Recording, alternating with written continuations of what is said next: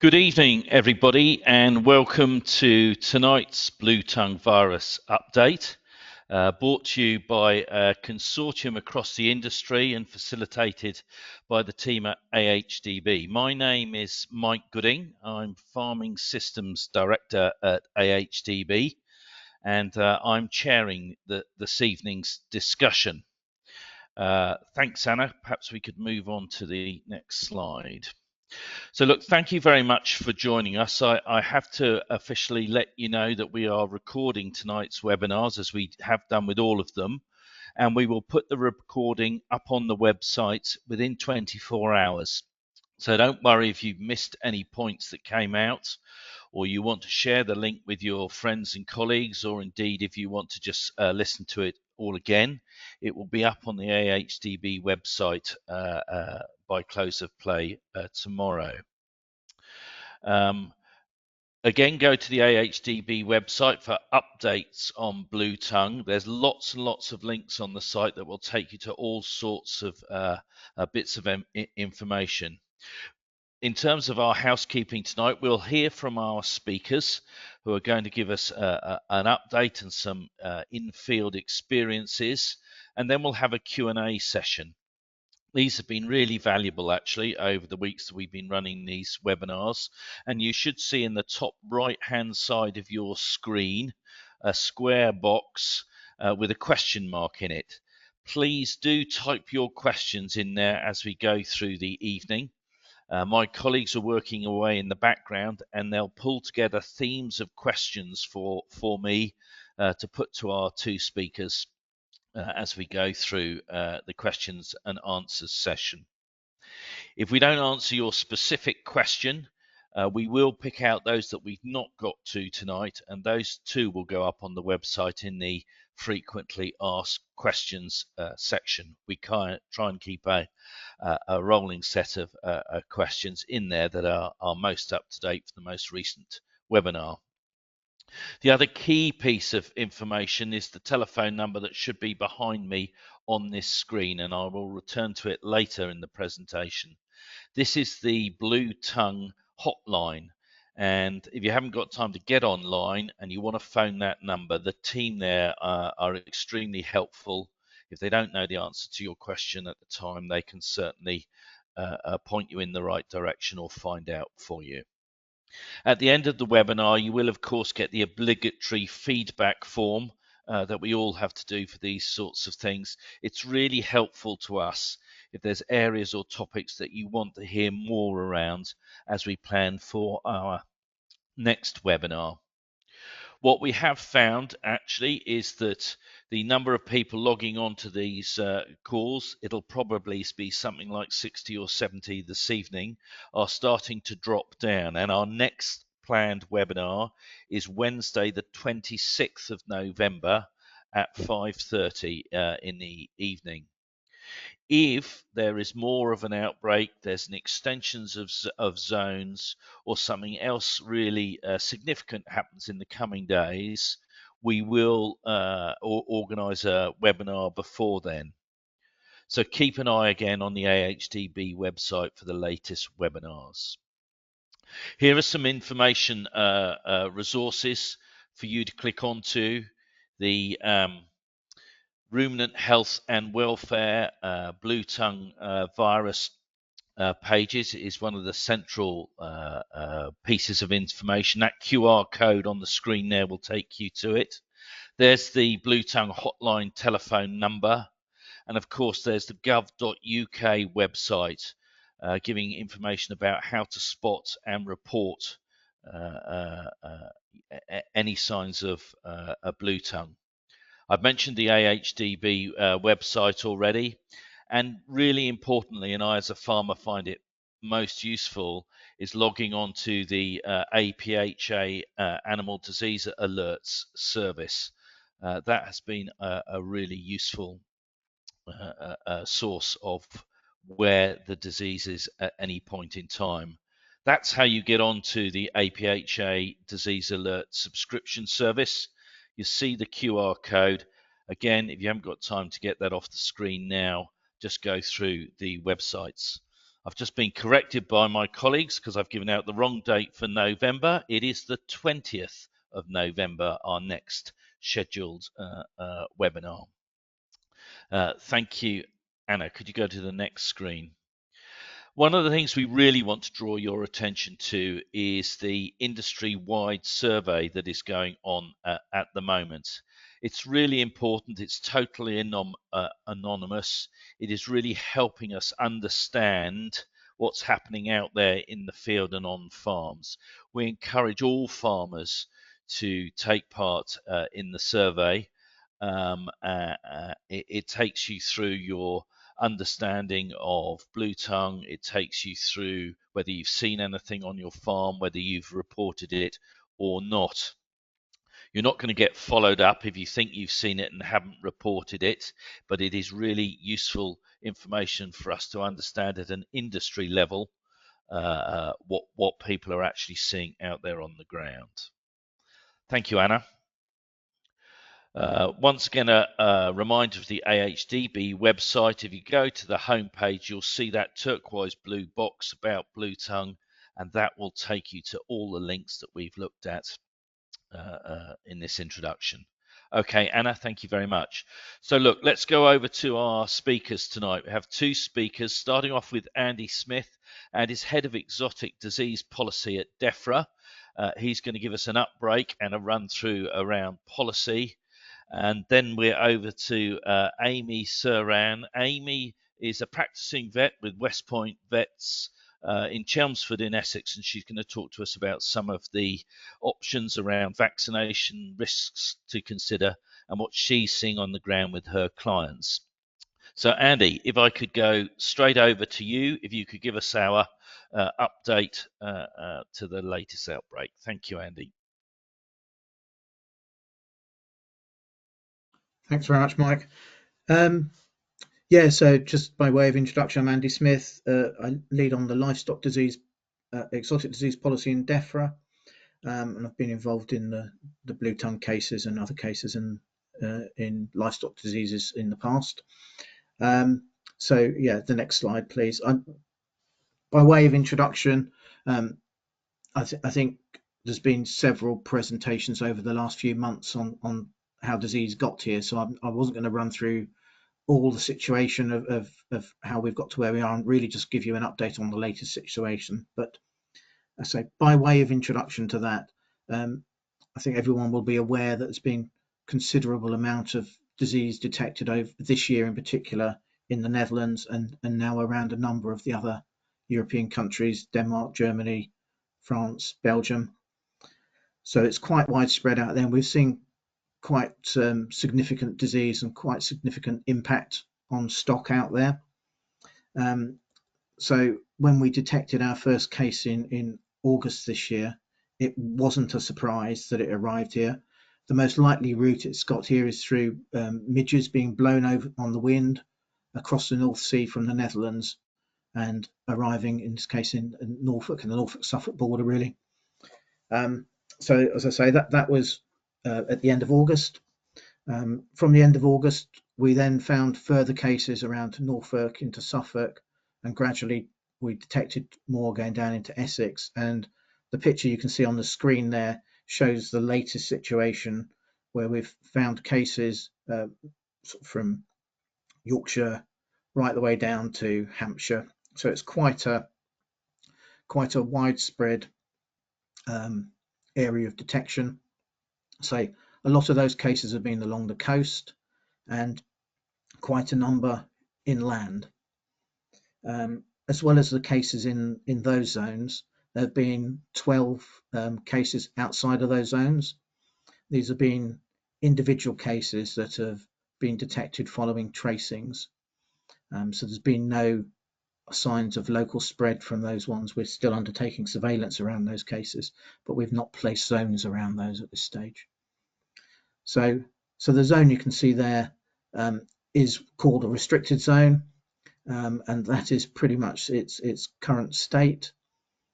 In terms of movements and restrictions, I'll come on to that in a second. But I think we've mentioned vaccination. The other key thing to mention in terms of latest situation update is the general license for the use of vaccines has been amended at the end of last week. Up until the end of last week, there was a general license for use within certain counties only. That has now been amended to allow vaccination to be done at anywhere in England only. So you no longer need to apply for a specific license if you wish to vaccinate in England. So that's the kind of most notable change that's happened over the last week or so. As I say, there are still cases being detected at a relatively low rate compared to what they were, but we are still seeing cases, most of them in the zone, and I say, but we are now up to 12 cases outside the zone which were detected through tracing animals. So I think that's all I wanted to say on current situation. I was just going to say a little bit about the movement controls and licensing now. There are essentially, yeah, thanks, next slide. There are two types of licenses available to people. One is called a general license, and this is published on the Defra website. It essentially is a license that is if it allows you to do what you need to do and you can meet the conditions of it, you can take advantage of that license. You can print it and take it with you while you complete the movement of the animals under that license. So there's a number of licenses there available to print and use. If that doesn't meet the criteria of what you want to do, then you can apply to APHA for a specific license. Again, there's a link on the Defra website that takes you into a portal that allows you to apply for a specific license. Next slide, please. So again, that's roughly the restricted zone. We have had in the past temporary control zones. There are none in force at the moment, so I won't talk through the kind of controls in temporary control zones, but they were very similar. You can find this map on the interactive map on the Defra website or APHA website. If you go into that, you can put in postcodes or other information, and you can establish whether your premises is within the current zones. So within that restricted zone, there are no movement restrictions. You can freely move animals and germinal products within that zone without the need for a separate license. All we ask is that if they do show clinical signs of bluetongue, you don't move them. So those movements include movements from farm to farm to slaughter, or into a market where they can be sold to slaughter or to other farms within that zone. What you can't do is move out of the zone without a license. So essentially the animals that are restricted are the ruminant species and camelids. So that's you'll all be aware of what ruminants and camelids are, so I won't list those. But other animals such as pigs and poultry are free to move. There are no restrictions on them moving within or out of those zones. In terms of germinal products, when I say germinal products, they're germinal products from the susceptible animals, and that includes ova, embryo, and semen. So I say there's no restrictions on those within the zone, but if we come on to, thank you, the next slide, this table summarizes the kind of controls. So within the restricted zone, moves to slaughter, there are no restrictions, and there's no special rules for the slaughterhouse. They can operate as usual. Obviously, we would like everyone to be just cautious in what they do, not move animals that seem to show signs of disease, and take some sensible precautions, but there are no specific rules. You can also move from the restricted zone to a designated slaughterhouse outside of the restricted zone. We put FA, which we mean free area. There is a general license which is published for that purpose, and you'll find that on the Defra website. Essentially, that the key rules in there are that they need to arrive at the abattoir for slaughter 1 hour after sunrise and 2 hours before sunset. So in that period, that's the time they're required to arrive. If you're outside of a restricted zone and moving to another premises in the restricted zone for slaughter, there are no restrictions.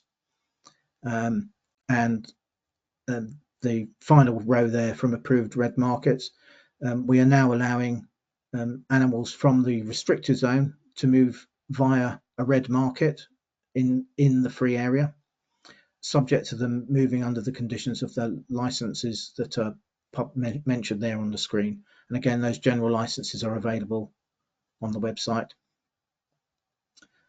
And next slide, I think, please. Thanks. So in terms of live movements, there are, as I mentioned, no restrictions from RZ to RZ farms, but if you need to move them out the restricted zone to another farm, you can apply for a license, specific license, and so the link's on the website there on how to apply for it.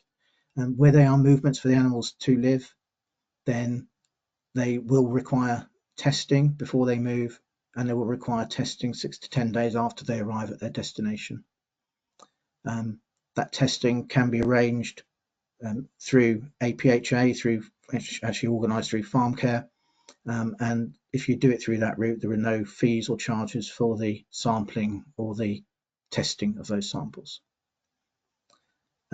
Obviously, any animals that test positive wouldn't be allowed to move, but any that test negative can move.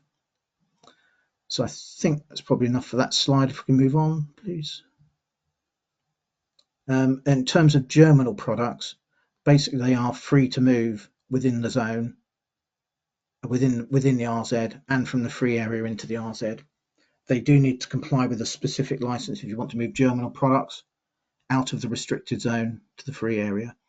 And again, that specific license is available on application to APHA through the website. The main conditions there are that the donor animals would need to have been tested and tested negative both before and after collection if the germinal product is to move out and be used outside the zone. It can move out to an approved AI centre, so germinal product collection centre, where it can be frozen and quarantined, waiting for the test results, etc. So there's a number of options within that license. There are no restrictions on the movement of carcasses or animal byproducts off premises or out of the zones at all. So there's no restrictions on those products.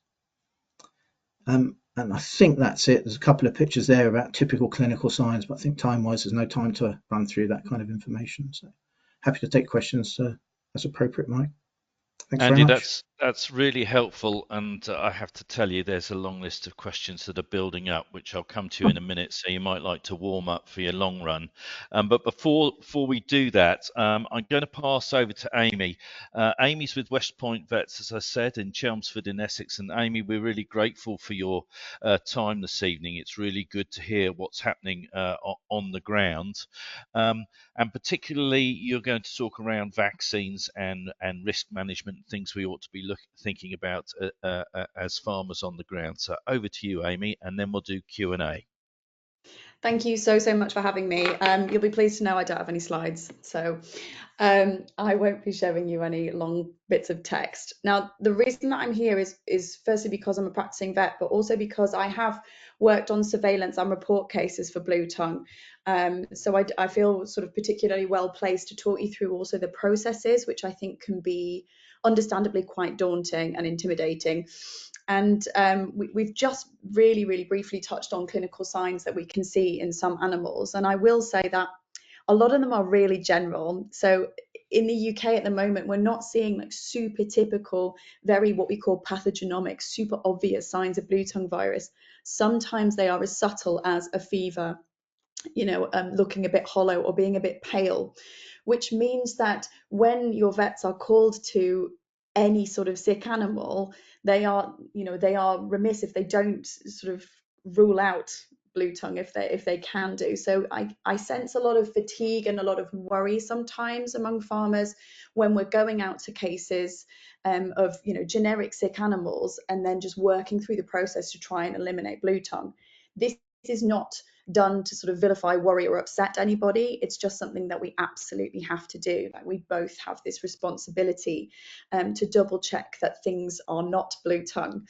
And that is largely because obviously Bluetongue itself is a notifiable disease, but because it can sometimes masquerade and look like something different, which could be altogether more serious, like foot and mouth disease. And that is why it's so important, especially for those of us who've been in the restricted zone for so long now, to continue to report cases. Just because the area is known to be a Bluetongue area does not make it any less important to report. And your vet honestly isn't going over the reporting process just to annoy you. I also wanted to allay any concerns that people have with the reporting process. It's not an accusatory thing, and I know it can feel, again, a little bit daunting. So what we do when we have a report in place is, if we've got concerns or if you of the farmer's got concerns, we can both call APHA. We speak to someone over the phone and we talk about, they might ask you some questions about the history of the farm and the animals, recent movements, and any signs that your animals are showing. They will also ask quite pertinent fertility questions, like if you've noticed any higher barren rates or any abortions. And they will also ask about any recent treatments of sick animals.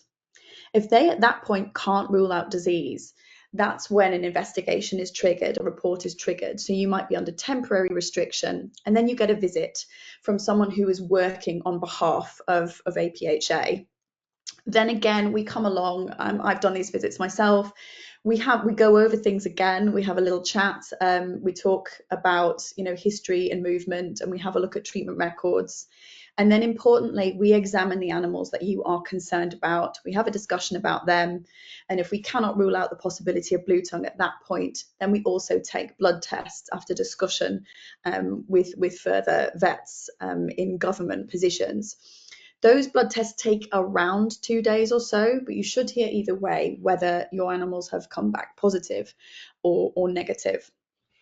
And we are looking basically at our risk reduction, I suppose, in our zone now. We have some positive premises, infected premises, and we are sort of looking at a way out for those premises. So a lot of the time now we're moving from a full restriction on an individual premises to just restriction of those positive animals. And there are follow-ups that need to be done with those animals to lift those restrictions. One of which is, if those animals are pregnant, they will be under restriction until their calf is born and their calf is tested negative for Bluetongue. And I've heard a lot of confusion around that, because we all say, well, it's spread by midges, so why is that happening? And the reason for that is because you can have a calf born to a positive dam that is what we call viremic, so has the virus when it is born. And if it is born at a point where midges are active, that animal has the potential to kick off another outbreak because it is a reservoir of infection. So that is the reasoning for a lot of that. Now, as a practice, all vets now have access to vaccines, which have been authorised for use in the UK for now. We're not sort of experiencing any issues with supply chain just now, but a lot of the information that we have surrounding vaccines basically comes from the vaccine companies and anecdotal reports from what has happened abroad. And what you will have to do with your vets is have what's called a risk-based discussion. It is still a really personal choice as to whether you decide to vaccinate your animals or not. And some of the concerns that I've heard about the vaccines have been that it doesn't stop the animals getting Bluetongue in the first place, which is true.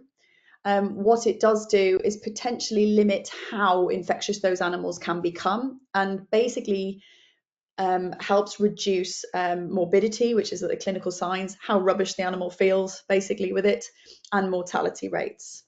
So that is the mode of action for these vaccines currently. The other risk of vaccinating that people are rightly concerned about would be potential side effects. And those are largely listed in the data sheets as injection site reactions, so little nodules in the areas where the animals have been vaccinated, which tend to go down. But also, excuse me, without putting too fine a point on it, many different vaccines can cause short-term rises in temperature, so a bit of fever, which could in itself have effects on fertility, pregnancy, ability of a male to do his job, basically. So because we're all in different schedules, I suppose, with our breeding, a lot of our clients are topping at this time. We are having risk-based discussions with those clients to say, well, you know, if you want the male to work reliably in this time frame, because we do not have data regarding how safe it is for males, and that's not safe as in will it be really detrimental to the male or not. It's simply a case of can he do his job. We don't have the data for that. So we are generally advising that you have a chat with your vet and have a think about when your male is working, and then we maybe vaccinate them in enough of a time frame for them to have a full cycle of creating new sperm to work.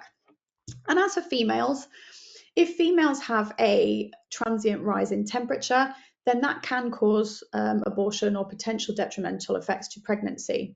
So what we are advising is have a discussion with your vets and see when they feel like pregnancy might be more established, then it might be safer to give the vaccine, and then a transient rise in temperature may not have deleterious effects on the pregnancy.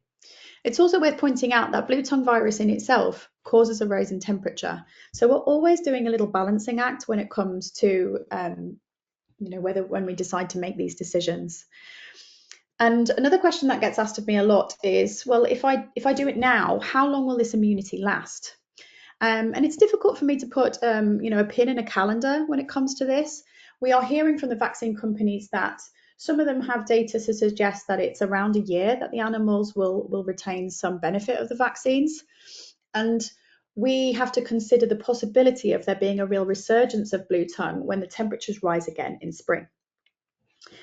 And a lot of people are saying to me, well, it's not really much use in doing it now because the temperature is dropping. Now, the temperature is dropping a little bit, but from what we remember from previous webinars, this virus needs about 12 to 14 degrees to replicate in the midgie, but the midgie is infected for life. And the midgie can stay alive if the temperatures are sort of consistently above 5 degrees. We are nowhere near that sort of temperature at the moment. So there is still quite a bit of midgie activity. We are not reaching the point at the moment that's called the low vector period, where the midgies would die off. So, for anyone sort of fatigued with the Bluetongue situation, I completely understand. It is a really confusing time, and it's really frustrating when you're asking for advice and the answer is, we don't really know.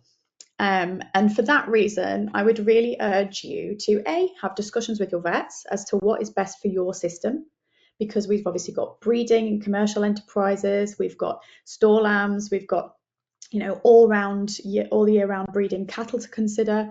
And the answer as to what may be the best for your farm really depends on the answer to those questions about what you're doing with your livestock. Another way that we can glean a lot more information to help us the next time around is, you've heard it before, is filling in that impact survey. Because that impact survey isn't just about how you've perceived Bluetongue in your region, on your farm, on your friends' farms, etc., or the effect it's had on your animals. It's also how you feel about the controls, how you feel about the way it's managed, and how you view the overall handling of it. Whether that's positive or constructive criticism, we need to hear from the people who are really affected by this. And equally, the people who are not affected that need to understand a better flow of information. So I'd really, really appreciate if you filled in the impact survey. It's totally anonymous. And it's a really good way for us to understand for the next time around, which is largely inevitable, how we can better communicate with you and how we can handle outbreaks in future.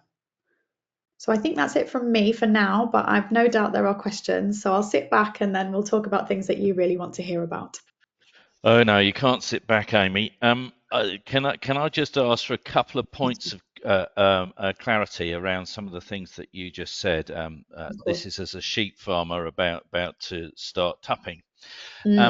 If I understood what you said correctly, if I am vaccinating either my bulls or my rams, it's not the vaccine that challenges semen quality potentially, it's a rise in temperature, and it's that rise in temperature that might affect the semen quality until another cycle of semen quality production has happened. So Can my you advice explain a bit there, more? yeah, my advice there is based on the possibility of a transient rise in temperature. What I cannot speak to, and the vaccine manufacturers have not outlined because it's not been studied, is if there are any particular effects of like the vaccine and its constituents. The advice that we're giving at the moment, which is basically all we have, is to do with the fever. Okay, that's really helpful. We'll come back to those, some more veterinary questions in a moment, Amy, if we can. A couple of for you, Andy. Do you consider that this year's outbreak is now under control? That's a real curveball question, I know, but would you say it's now under control? And control's a very interesting question. Um, I'm not sure I can answer that quite in that sense, but certainly I think the number of cases that we're seeing now are reducing. The rate of new cases has reduced compared to what it was even a matter of weeks ago. I imagine that is to do with temperature. So as Amy was describing in terms of the midge activity and the midge cycle for reproducing virus, as the temperatures get lower, the speed at which that happens reduces, and the number of blood meals that midges are taking reduces, so the rate at which it spreads to and between other animals reduces. I'd probably say it's a bit early to say that with any certainty that sort of virus has stopped circulating. I think it's probably, certainly with the temperatures, it's too early to say that. And the kind of measures we've got in place, I think, are probably necessary for now in terms of restricting the movement of animals. I'd probably say a bit as well that obviously we've talked about midges being the route for the majority of the route for spreading disease between animals. So the cycle is basically a midge bites an infected animal. The midge itself takes a number of days, potentially, 10 days to 20 days typically to become infectious. It then goes off and takes another blood meal and infects another animal, and that cycle then can repeat itself. So temperature is quite And important. Amy, around that midge life cycle, Amy, you talked about 5 degrees as being a critical temperature. I suppose, is there any evidence that midges can overwinter in, I don't know, muck heaps and warm spots? And is that a real consideration for us? We're getting into territory that, as not a midge vet, I'm a bit limited on that. I mean, it is my understanding that there is a possibility of overwintering, but midges need quite specific, like ambient temperatures to survive that long. So it's sort of possibility that we can't rule out and that we're not banking on, but the expert might be in the room. No, I'm not an expert, certainly not, but certainly from my contacts with Pirbright and others, is that it's certainly possible in the right environments for midges to overwinter. I mean, don't forget, cattle sheds are typically going to be like 4 degrees above the ambient temperature or something like that. So there are situations where they could, in theory, overwinter. I think that's probably less likely, and we know the virus doesn't pass through eggs and larvae from the midges. So that does break that life cycle. But as Amy said earlier, if you do get infected animals, remaining infectious during that period, and the most likely route is maternal transmission, then that could reintroduce. So that's effectively a way of the virus overwintering, not in the midge, but in an animal, and then getting reintroduced by midges biting it again in the spring. So that's one route, and germinal products as well. So if you have infected germinal products and they're used, they can reintroduce disease at a later date. So if you freeze semen, use it to inseminate an animal, and then that subsequently becomes infected. So that's another route It can remain viable even in a frozen semen straw, can it? Yes. I mean, it's been hypothesized that the Bluetongue 8 virus that was reintroduced or reappeared in France back in 2015-16 was as a result of infected germinal products being used. I'm not sure it's actually been proven, but that's the main hypothesis for it, I think. Andy, I was here's just another question that's so I was come just going up. to finish off the point Yeah. that so there's that infection cycle with midges, but midges can move long distances, particularly over water, as we've seen that they're blown over from the Netherlands to the UK. But you know, they can move, you know, on their own through the country. But clearly, if there's plenty of places to stop for a meal, then there's kind of limited incentive for them to move long distances. But clearly, moving animals long distance, and if that's an infected animal, can move disease to new areas of the country, bitten by naive midges, and introduce new areas of infection. So I think just wanted to explain why there's those movement controls are in place. So it's not, whilst the main mechanism is midge biting an animal, biting a midge, biting an animal, etc. It's the movement of animals is something that can cause long distance spread and creating new areas of infection. And clearly, we really don't want Bluetongue getting into, you know, cattle, sheep dense areas of the country, Cumbria, southwest, or whatever. And Andy, there have been reports over recent weeks of animals in places like Wales. And is that as a result of the animal movements? Is it that's how you've tracked it back to the movement of animals rather than a rogue midge that happens to have flown 300 miles? Indeed, it's cases that have been traced back to a source, and then from that source we've done onward tracings, and we've been able to track things through various parts of the country. Some have been reported as signs of disease, and others have been traced through those movements. And it has been, in that particular case, it wasn't people breaking the rules or anything. It was simply animals were moved before the zones actually came into force. So they obviously didn't show clinical signs at the time. They were moved, and subsequently, you know, zones came into force. So if they'd moved a bit later, they wouldn't have been allowed because of the movement controls, but they moved before they came into place, and we subsequently detected these cases. So it's quite a number, really. Andy, here's one that's come up before, which is many of us have looked at maps on the continent over the last couple of months, and we see maps with pinpointed outbreaks of disease. There's been talk in previous calls about a map being produced showing where actual cases have existed. I think this is really a concern that people have about how close they might be to that sort of activity.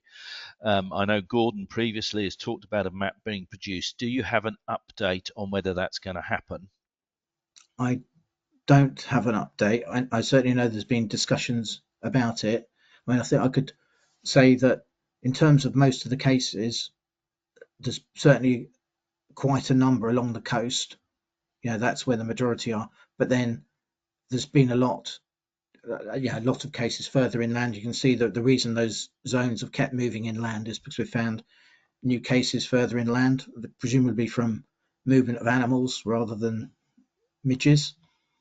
But there isn't a map that's available to show exactly where the cases are, partly because it's quite difficult, I think, if people have been good enough to report the disease, we don't want to start publishing who's reported the disease. So there's some work to be done, I think, on how we can best present that information, because I think we understand why people would like to see it, but it's not something we want to start publishing and creating, you know, difficulties for people who have been good enough to report the disease and taken that step. It is, Amy, officially a notifiable disease, though, isn't it? Yeah, absolutely. Sorry, Amy. Okay, so Amy, look, we're into some more veterinary questions now. Okay, if I vaccinate my ewes approximately 6 weeks before lambing in April, will the vaccine benefits transfer to the lambs via the colostrum? And I'd add to that, is there any benefit across the placenta? See, that is stuff that I don't actually know in terms of data that's been released to us from the vaccine manufacturers. But what I do know, in one of the vaccine SPCs, there is a suggestion that calves that are born to vaccinated dams are vaccinated that little bit later to prevent interference from maternal antibody. So that, to me, reading it from my perspective, suggests that there may be some benefit, but I cannot speak to what the manufacturers attest to in terms of whether it produces immunity in the lambs. So I think with situations like that, we need to consider the purpose of each different group of animals on the farm. In terms of what you're going to do with your lambs, if they're going to become breeding stock, then it may be sensible to consider them differently, and sort of do a risk benefit on whether it's sensible to embark on a vaccination campaign with them. But that's something that people ought to perhaps, Amy, be thinking through this winter, through these next few months, and considering what we might be facing in the new year. Bit of luck, there'll be nothing at all. But I guess we've all got to try and make a risk assessment for our own scenario. Yeah, because the weather will do what the weather's going to do. And then we need to, I think we're sort of preparing for the likelihood that we'll see a resurgence when the temperatures rise again in springtime. So if we're making the decision to vaccinate to benefit our animals in that springtime, we need to work back from that. So the vaccines are, a lot of the time they're 2 doses. Sometimes they're 1 dose. It depends on which one you're using and for which species. But that's 2 doses, 3 weeks apart. And then, a potential 21 to 28 days after the completion of that course, do the animals actually get the benefit of it? So we have to work back from our potential high risk period to decide when we're going to start these vaccine courses. Andy, a direct movement question here. Can a ram be purchased from within the zone and sold out of it with clear blood samples? If so, what license would be required? It sounds like a special license to me.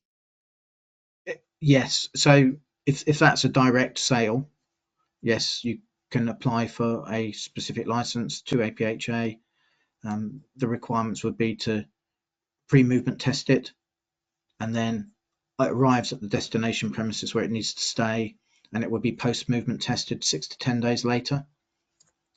So, and that testing both before the movement and after, it can be done through APHA. Is that correct? Both before and after? Yeah, you apply, the details are on the website how to then apply for that, and it'll be provided as part of the licensing process as well. But yes, the sampling is arranged through farm care. And is there a timeline on that? Should we be thinking about how long that process might take? Yes, in terms of definitely apply for a license as soon as you can, as early as you can, to get that process started. It can take APHA up to 5 days to process that, so preferably apply 5 days before you need to arrange the sampling. The sampling itself can take 5 days plus. We don't really want samples taken too early before they move, but 5 days before is about right. So you need to allow time for farm care to arrange for a vet to visit to take those samples.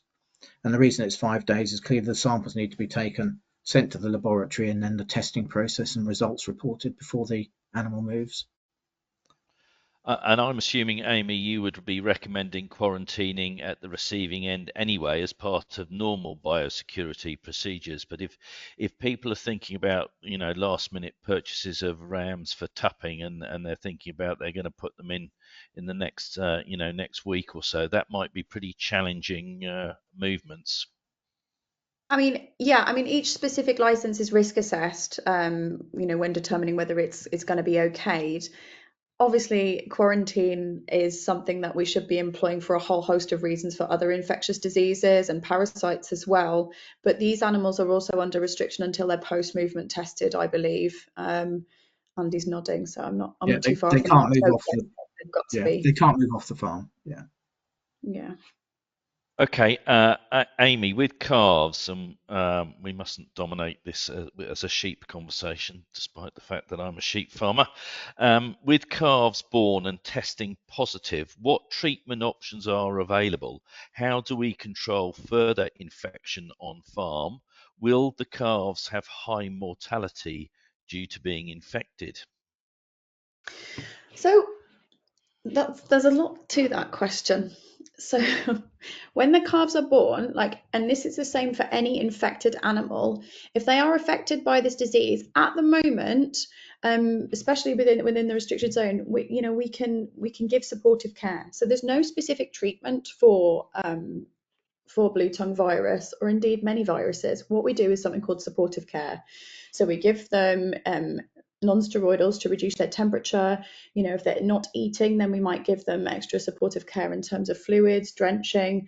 We basically baby them through it and treat whichever clinical signs are showing in conjunction with that.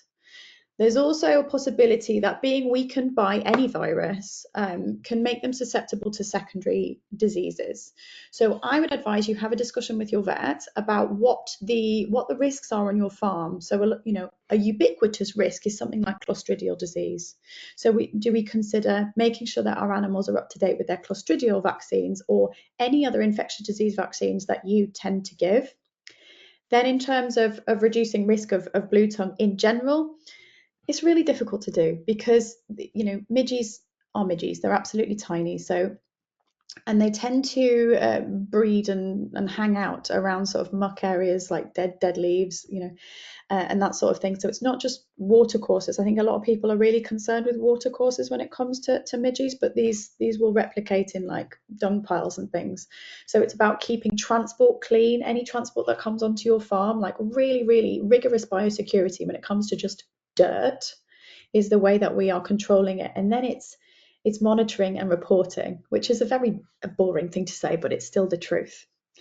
As for whether mortality of the calves would be higher if they were born with a virus, I can't say for sure that it will be directly as a result of the virus doing the damage, but they become vulnerable to other things if they're generally poorly, and that's what we need to look out for. So we need to be fastidious with our monitoring, with our colostrum management, and if animals are looking peaky, then it's supportive care and reporting and discussing with your vet how to manage it.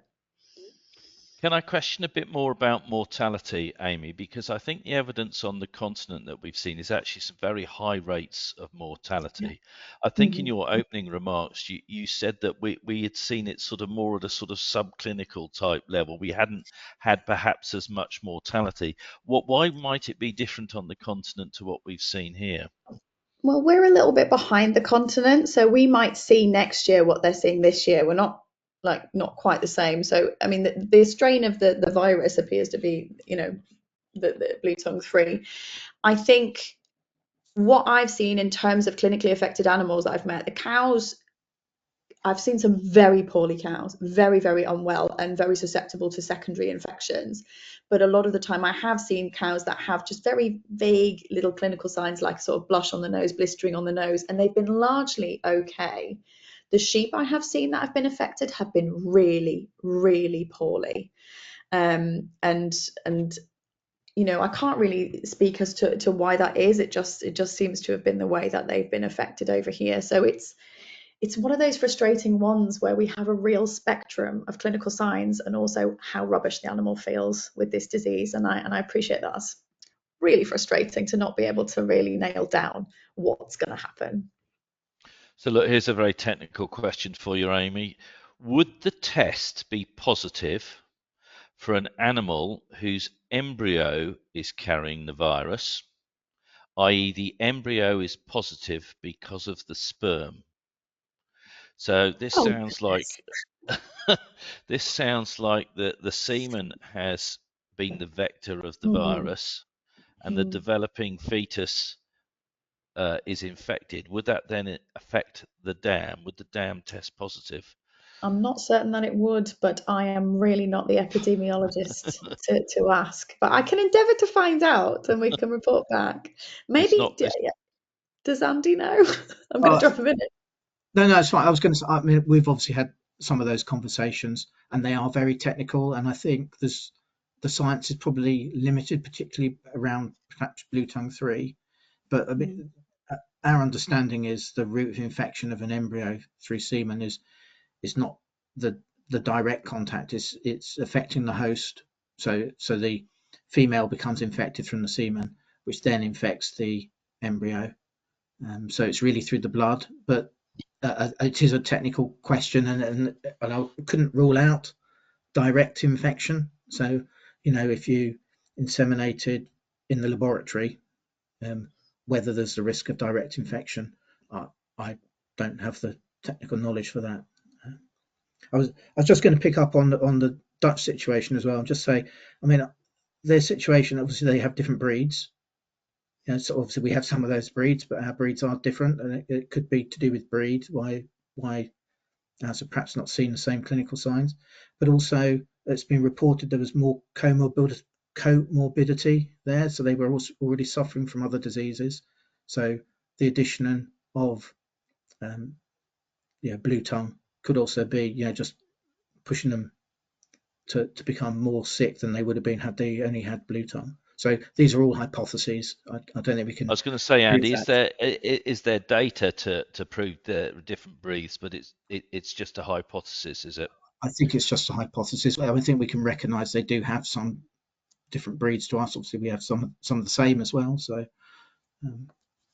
this is the sort of data that we benefit from next time around. So it just hammers home the point of reporting still now, because we will become our own data set and we will be the yardstick by which we measure ourselves, and then we don't necessarily need to rely on anecdote from elsewhere, because we will know what our situation was. So that's what we've got the collective responsibility to deal with now. Amy, a question about the very poorly sheep that you've seen. Have they recovered? Have you seen a high rate of mortality on those that are really, really bad? Some have done all right, but as we said, there's the potential for them to also get comorbidity, so have other issues, and they'll be a little bit more vulnerable. Some have unfortunately died, and some have been euthanized on welfare grounds. So when we go to treat any animal, it's dealt with on its individual basis. How sick is it? Are we feeling on the balance of probability it's likely to get better? And what is the capacity of the keeper to assist with this nursing that the animal might need going forward? And these are all factors that play in to whether we euthanize an animal that has Bluetongue virus, especially since we've been working in the restricted zone and there wasn't a mandatory cull. So a couple of questions around biosecurity. So someone has said they're outside the zone and they want to attend a meeting. I reside outside of a zone but would like to attend an event inside the zone, Lincolnshire. What biosecurity measures are appropriate? Human and vehicle movement ? So what is the advice if you want to go and attend a meeting? So with the virus being Midgey-borne, the likely vehicles, literally, for it to be transported around in is like livestock vehicles. So it's mainly just any vehicle that you're taking to and from. It sounds like it's just people in a car, so it's a low risk situation. But just cleaning down the vehicles, like in terms of mud, any sort of detritus that might be on the outside of the vehicle. Now, when we go on to farms, as a matter of course, regardless of the disease involved, like we're always wearing like waterproofs and washing them down afterwards. So I would be, just using Defra approved disinfectants on footwear, and you can find a list of those on the Gov website and the HSE website. And just cleaning down as you would when you were going to any sort of farm. But it's largely animal transport that I would be more concerned about. But you are right to want to be on top of this and to just disinfect shoes and things like that. I have to say, from an AHDB point of view, we do a risk assessment before any of our meetings. And where we've been having meetings that are, in a hotel or a pub, and they're a discussion group meeting, we've been emphasising people's, biosecurity for them and their vehicles. We have cancelled where we've had meetings on farm, and one of the key questions in our risk assessment is how the host farmer feels about people coming to the farm, whilst there's so much uncertainty at the moment. So we try and take an individual assessment. It's more about the animals than the people, and you would hope people would take appropriate biosecurity measures coming off their farms. Yeah, well, this is about any infectious disease. We should Yeah. always be fastidious about this, because there's always going to be a possibility that we're tramping something somewhere. I'm glad that it brings it to the forefront.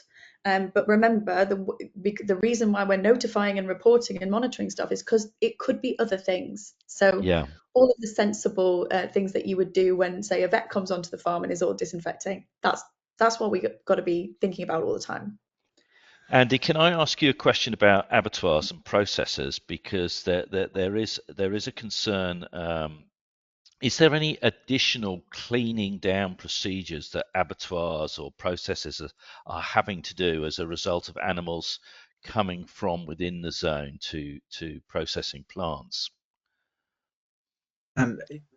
So if the abattoir is within the same zone, then there are no specific rules being imposed on them. We are asking them to adopt good practice and obviously clean down and not leave areas that might harbour midges, etc.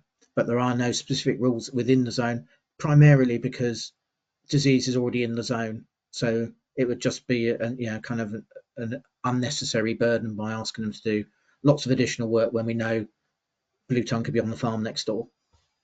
But outside the zone, yes, the abattoirs need to be designated, and the main things are ensuring that any areas that might harbour midges, and primarily we're talking about bedding, etc., the waste product that needs to be removed, but it doesn't need to be removed every day, because actually the midges tend not to live in that product, but they tend to lay their eggs in that product, and therefore what we don't want is to increase the number of midges in the abattoir that might be biting animals. So that's cleared.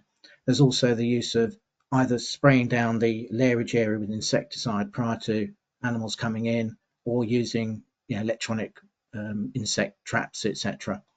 So there are a number of measures to reduce the abundance of midges, and because the key thing we're worried about is infected animals coming to the abattoir and being bitten by a midge and introducing disease in that local area. So that's the bit we're trying to break, that part of the cycle. But if a plant is doing, if you like, batches, and batches in the morning are coming from within the zone, and batches in the afternoon are out of the zone, there's not a statutory requirement for a specific clean down procedure between batches. No, there isn't. No, I mean that's the sort of thing we might require for other diseases. So like Yes. avian influenza or something, that Yes, process that's what I would was be there. thinking. The disease doesn't spread through meat, milk, byproducts, waste. It's spread from animal to animal through the midge. So the waste product isn't a risk. So that's the reason why there isn't a need for a clean down between the batches. Whereas for bird flu, that would be, we don't want contaminated byproducts, etc., from other batches. Look, that's really helpful, and thank you, Andy and Amy, for your contributions this evening. We're just getting to the end of our hour. We've covered a great range of subjects, answered most of the questions that we've had up this evening, so that's been really very helpful. Just to remind everybody, and Anna, if you put up my final slide for me, just to remind everybody that the next update webinar is planned for the 20th of November, Wednesday the 20th of November at 5:30 in the evening, unless we have something dramatic happen in between now and then, or there's some significant updates to bring to everybody's attention.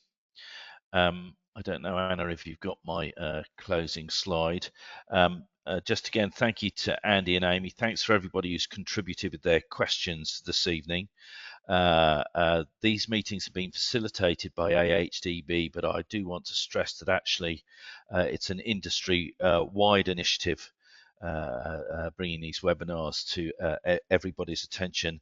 But thanks for the AHDB team in the background who have helped pull this evening together. And look, we're very aware that the challenges of Bluetongue, amongst many challenges on farm, can have quite a burden on us as farmers. And look, there are some places where people can get some help if they're really struggling, excuse me, or need to talk through their situation. They're well known to everybody, but that's quite a useful slide to know where some of the contacts are. So thank you very much, everybody, for your time this evening, and let's hope that we see the back of this as quickly as possible. Cheers, everybody.